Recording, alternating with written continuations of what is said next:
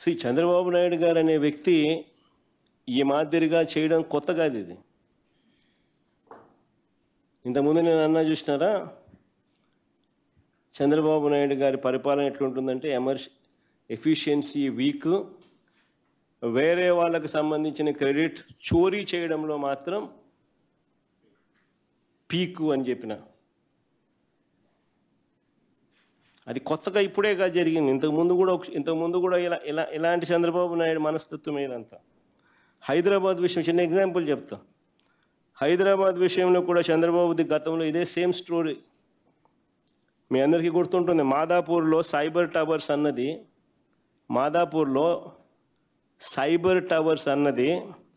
6 ఎకరాల స్థలంలో ఒక చిన్న ప్రాజెక్టు. దాని పేరు హైటెక్ సిటీ. చిన్న ఎగ్జాంపుల్ చెప్తున్నాను నేను. మాదాపూర్లో సైబర్ టవర్స్ అన్నది 6 ఎకరాల స్థలంలో ఒక చిన్న ప్రాజెక్టు. దాని పేరు హైటెక్ సిటీ. ఈ హైటెక్ సిటీకి కూడా పునాదిరాయి వేసింది ఎవరు? 6 ఎకరాల్లో ఐటీ స్పేస్ కట్టడానికి ఎన్ జనార్దన్ రెడ్డి గారు. అది కూడా. కానీ చంద్రబాబు గారు దాన్ని ఎప్పుడు చెప్పడు. ఆ ఒక్క 6 ఎకరాలలో 1,40,800 SFT బిల్డింగ్, ఒకే ఒక బిల్డింగ్. ఆ 6 ఎకరాలలో ఆ 1,40,800 SFT బిల్డింగు, ఆ 6 ఎకరాల్లో తర్వాత ఎన్ జనార్దన్ రెడ్డి వెళ్ళిపోవడము, ఈయన ముఖ్యమంత్రి కావడము, దాన్ని గవర్నమెంట్ రంగంలో చేయడానికి ఎన్ జనార్దన్ రెడ్డి శ్రీకారం చుడితే దాన్ని క్యాన్సిల్ చేసి ఈయన ప్రైవేటుకు దాన్ని ఇచ్చి, ఎల్ఎన్టీకి ప్రైవేట్కి వరకు ఇచ్చి అక్కడ 1,40,000 బిల్డింగ్ SFT బిల్డింగులు ఈయన కట్టించినాడు. వాళ్ళు కట్టినారు. దాన్ని ఇంకా ఏకంగా హైదరాబాద్ అంతా నేనే కట్టినట్టుగా దాని నుంచి ప్రొజెక్షన్. ఒక చిన్న బిల్డింగు 1,40,000 SFT, దాని పేరు హైటెక్ సిటీ, 6 ఎకరాల్లో కట్టిన బిల్డింగ్. దాంతో హైదరాబాద్ అంతా నేనే కట్టానని చెప్పి అక్కడి నుంచి ప్రొజెక్షన్. నిజం చెప్పాలంటే విషయం ఏమిటంటే 2004లో చంద్రబాబు నాయుడు ఓడిపోయినాడు. ఇది చాలా ఇంపార్టెంట్ విషయం. 2004లో చంద్రబాబు నాయుడు గారు ఓడిపోయిన తర్వాత హైదరాబాద్ అన్నది చంద్రబాబు చేతిలో లేదు. 2004, 2009 నాన్నగారు గెలిచారు. 2004లో చంద్రబాబు ఓడిపోయిన తర్వాత చంద్రబాబు నాయుడు ఖాయం చేతిలో హైదరాబాద్ లేదు. 2004 నుంచి 2009, 2009 నుంచి 2014 ఆ 10 ఏళ్ళు నాన్నగారు గెలిచిన పరిస్థితులు. తర్వాత మరో 2 సార్లు కేసీఆర్ గారు గెలిచారు. అంటే దాని అర్థం ఏకంగా 20 సంవత్సరాల పాటు చంద్రబాబు నాయుడు గారికి హైదరాబాద్కి ఎటువంటి సంబంధం లేదు. అయినా కూడా ఈ 20 ఏళ్లలో జరిగిన అభివృద్ధి అంతా అయింది అంటాడు చంద్రబాబు నాయుడు బిల్డప్. నిజంగా ఆశ్చర్యం చెప్తాను. కొన్ని విషయాలు చెప్తా.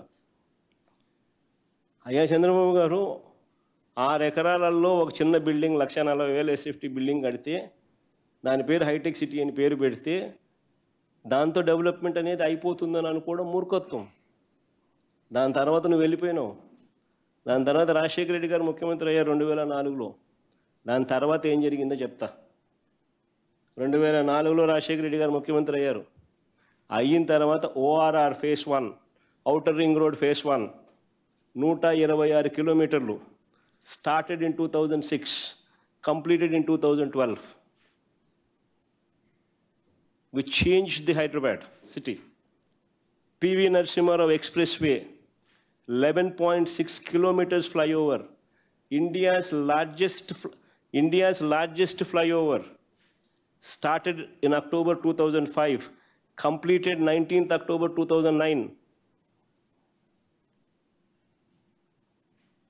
రాజశేఖర రెడ్డి గారి హయాంలో GMR International Airport, started March 2005, completed 23rd March 2008. ఇవన్నీ రాజశేఖర రెడ్డి గారి హయాంలో స్టార్ట్ చేయడము, కంప్లీట్ చేయడము. 2004 నుంచి 2014 వైఎస్ఆర్ గారి 2 టర్మ్స్లో, అందులో మొదటి టర్మ్లోనే ఎన్ని కంప్లీట్ అయినాయి? ఓఆర్ఆర్ 1 2012 దాకా పోయింది, 2006లో స్టార్ట్ అయింది, 2012 దాకా పోయింది. PV Narasimha Rao express highway 11.6 kilometres, flyover అయితే అక్టోబర్ 2005లో start, 2009 19th October complete. GMR international airport 2005 మార్చిలో స్టార్టు, 2008 మార్చిలో కంప్లీట్. ఇవన్నీ జరిగాయి కాబట్టే అయ్యా చంద్రబాబు నాయుడు దిగిపోయే నాటికి 2003-04లో రాష్ట్రం నుంచి, అప్పట్లో తెలంగాణ ఆంధ్ర కలిసి ఉన్న రాష్ట్రం నుంచి IT exports, IT and ITES exports, IT and IT related exports చూస్తే 5,660 కోట్లు. చంద్రబాబు నాయుడు దిగిపోయే నాటికి 5 సంవత్సరాలలో వైఎస్ఆర్ గారు ముఖ్యమంత్రి కావడం 2004 నుంచి 2009, 5 సంవత్సరాల్లో ఇవన్నీ వైఎస్ఆర్ గారు చేయగలిగారు కాబట్టి ఐటీ అండ్ ఐటీఈఎస్ ఎక్స్పోర్ట్స్ ఎంత తెలుసా? 2008-09 వచ్చేసరికి 32,509 కోట్లు. ఎక్కడ 5,650 కోట్లు, ఎక్కడ 32,509 కోట్లు? 5 ఏళ్ళే.